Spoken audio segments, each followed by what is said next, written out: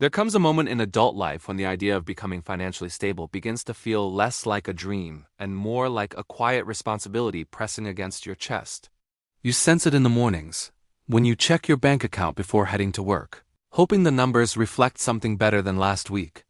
You sense it in the evenings, when exhaustion tempts you into small, impulsive comforts because they feel like the only reward for surviving another day. And somewhere in the background, almost like a hum that never goes silent, there's this restless desire for change, to stop living on the edge of uncertainty, to finally breathe without thinking about the next bill. Yet every time you imagine a bigger future, something inside you whispers that the distance is too far, the leap too large, the timing never right. This is the psychological trap of aiming too high too soon. People dream of millions because millions feel heroic. They feel like the ultimate escape from responsibility. But the truth is that the first meaningful milestone is far smaller and far harder. 10,000. 10,000 is not glamorous, no one celebrates it, no one posts it online.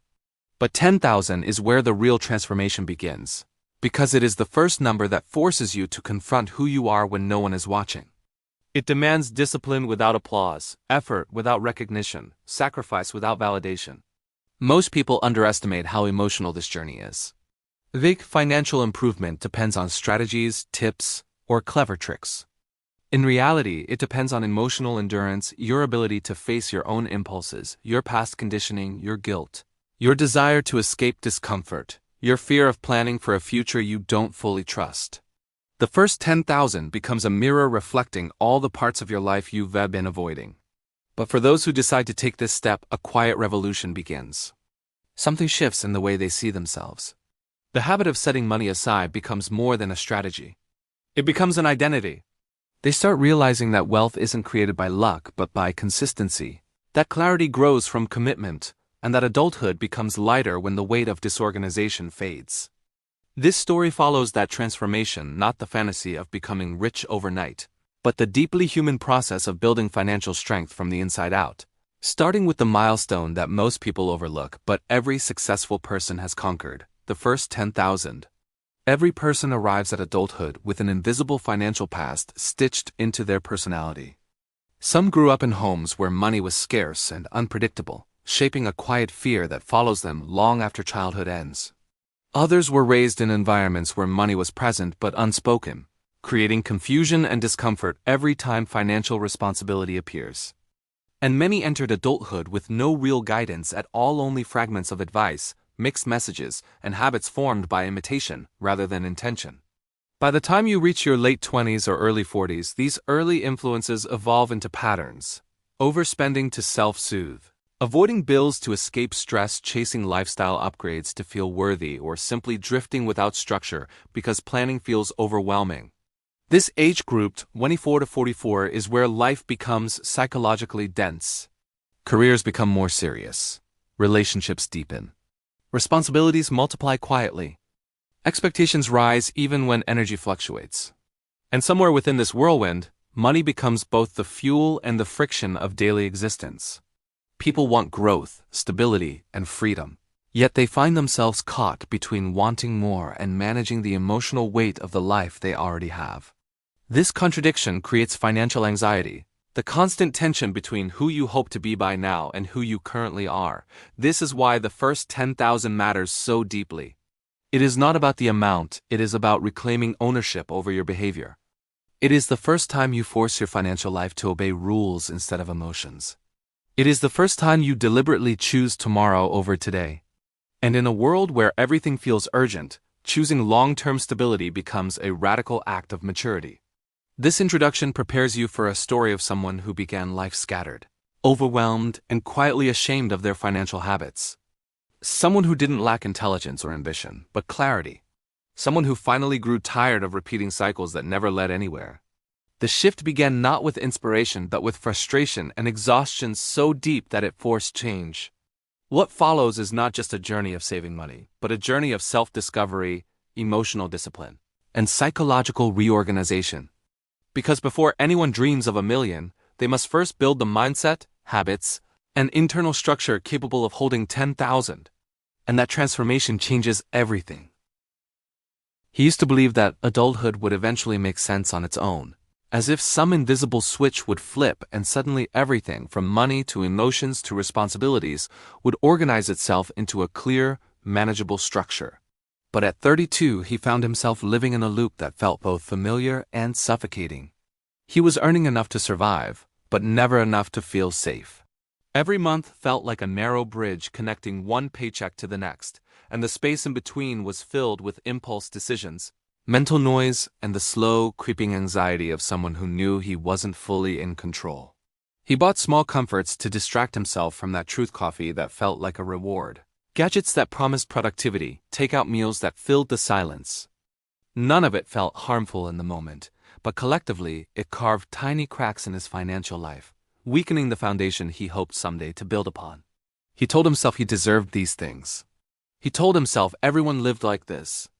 And yet late at night, when the world grew quiet, he felt a heaviness he couldn't ignore, a heaviness made of unmade decisions, unplanned futures, and unlearned discipline. The turning point wasn't dramatic. It didn't come from a crisis or a loss. It came from a morning like any other, when he opened his bank app and felt a wave of exhaustion rather than panic. He wasn't shocked by the low balance. He was tired of the pattern. Tired of promising himself he would change next month. Tired of being a passive participant in his own life. Something inside him hardened that day, not angrily, but firmly. He decided he would save, not because he suddenly felt motivated, but because he felt cornered by his own behavior. He started with an embarrassingly small amount. For the first time, he didn't hide from the number. He didn't justify it. He simply accepted it as the beginning. And the emotional shift was immediate. Every small act of restraint felt like a tiny reclaiming of power. Cooking meals instead of ordering food wasn't a sacrifice. It was a statement. Leaving items in his online cart without purchasing them was a quiet rebellion against the version of himself that chased instant comfort. He began watching his account grow, not quickly, not dramatically, but consistently. The first 1,000 felt like proof that he could build something. The second 1,000 forced him to confront his impulses. He noticed how often he tried to buy his way out of stress. The third made him rethink his routines. He cleaned his home, organized his finances, faced the paperwork he had avoided for months. By the time he reached 5,000, he realized his life had changed more internally than externally. He wasn't just saving money. He was becoming someone new, someone who didn't run from discomfort, someone who didn't negotiate with excuses, someone who could trust himself. And as he approached 10,000, he understood that the milestone wasn't the victory. The victory was the person he had become in the process. Reaching half of his goal awakened something deeper, a kind of emotional awareness he had never experienced. He began noticing the triggers that shaped his spending habits. The boredom that made him scroll through online stores. The stress that pushed him toward convenience purchases, the insecurity that whispered he needed new things to feel successful. These triggers had always existed, hidden beneath his daily routines, but now he saw them clearly, like shadows cast by a light he had finally turned on. This clarity didn't make the journey easier, but it made it honest. And honesty became his greatest tool. He started tracking his expenses without judgment, simply observing his behavior like an outsider. Patterns emerged, repetitive, predictable, almost mathematical. Emotional spending was no longer mysterious. It was predictable, and anything predictable could be changed. He learned to pause before every unnecessary purchase and ask himself a simple question. What am I really trying to fix right now? Sometimes the answer was fatigue. Sometimes loneliness. Sometimes fear. But rarely was it the need for the item he was tempted to buy. This awareness didn't eliminate temptation, but it made him stronger. Parallel to this, he began rebuilding the structure of his life. He cleaned his home regularly, realizing that disorder in his environment created disorder in his decisions. He built routines, not rigid ones, but steady ones. He adopted a minimalistic mindset, not because minimalism was trendy, but because he finally understood that owning less made him feel lighter, clearer, more capable of focusing on what truly mattered. And the clearer his mind became, the faster his savings grew. But the journey wasn't perfect. There were days when he slipped, when old habits resurfaced with surprising strength. He spent impulsively once or twice, then felt the familiar wave of guilt. But rather than letting guilt spiral into self-doubt, he used it as information. Guilt became a teacher, not a punishment. And this shift, this compassionate discipline allowed him to continue without losing momentum. Approaching 9,000, he felt something he had never felt before: trust in himself. Trust not based on success but on consistency. The final 1,000 was the most emotional. Not because it was hard, but because it represented the collapse of years of internal chaos. When he reached 10,000, he didn't celebrate loudly. He didn't buy himself a gift. He didn't announce it to anyone. He sat in silence, letting the weight of the moment settle. The money in the account was real, but the transformation was deeper. He had become someone who didn't fear the future. Someone who could create stability. Someone who could build, step by step, the life he once doubted he deserved.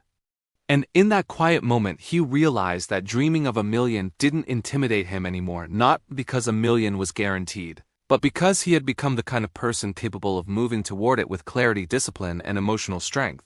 The journey to 10,000 is far more than a financial achievement. It is a psychological awakening. It forces you to confront the parts of yourself that once controlled your behavior from the shadows, your impulses, your avoidance, your old beliefs about what you deserve. When you cross that threshold, something permanent shifts inside you. The world doesn't change, but your relationship to it does. You stop feeling like life is happening to you and start realizing that life is responding to the choices you make. You begin trusting your discipline, your clarity, and your ability to shape your future. And with that trust comes a deeper calm, a sense of stability that no purchase can offer. The first 10,000 becomes the foundation of a new identity, one built on consistency, resilience, and emotional maturity. From this point on, aiming higher doesn't feel like fantasy. It feels like a natural progression. Because before you ever dream of 1,000,000, you must first become the person who can hold 10,000 with intention, wisdom, and strength. And once you do, everything else becomes possible.